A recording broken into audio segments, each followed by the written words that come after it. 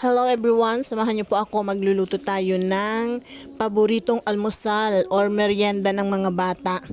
Ito po ay ang chicken arroz caldo. Madali lang po itong lutuin mga ka-grandma. So tara, umpisahan na natin ang pagluluto. Nagpainit na po ako ng kawali and then magigisa po tayo ng luya, sibuyas at bawang. Inuna ko po yung luya. Naglagay din po pala ako ng mantika syempre bago tayo magisa. Inuna ko po yung luya and then sunod po natin yung sibuyas.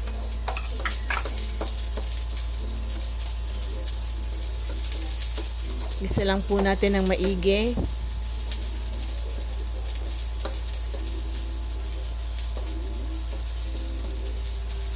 And then sunod naman po natin yung bawang. Nag-voice over na lang po ako, gawa ng maingay po yung aking mga apo. Ngayon naman po ilagay na natin yung manok. Yun po yung sahog ng ating chicken arroz caldo.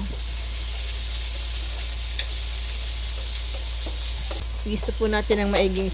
And then ngayon naman po nilagay ko na yung bigas. Ito pong bigas, hinugasan ko na po ito bago ko inilagay dito. Igigisa po natin yung bigas kasama na nung manok at saka luya, sibuyas at bawang.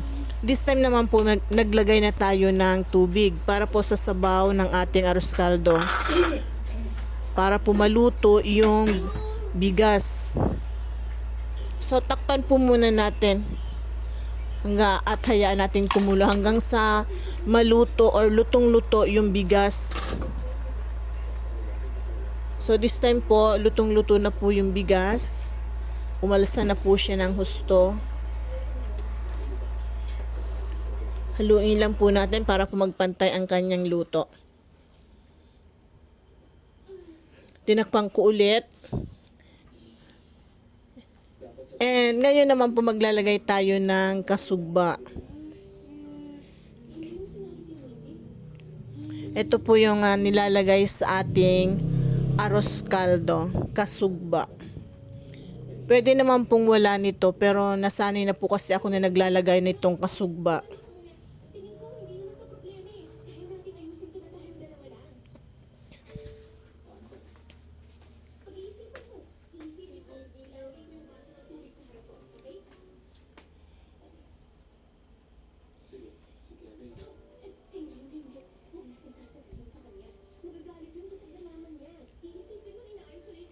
Haluin lang po natin ng maigi.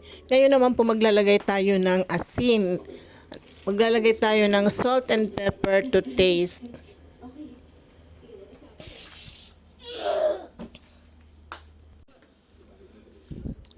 Ayan, naglagay na po tayo ng salt. And then sunod po natin yung pepper.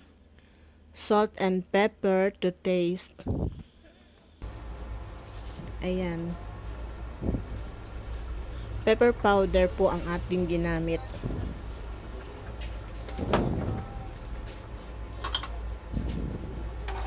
Haluin po natin ng maigi and then ready to serve na po ito mga ka-grandma.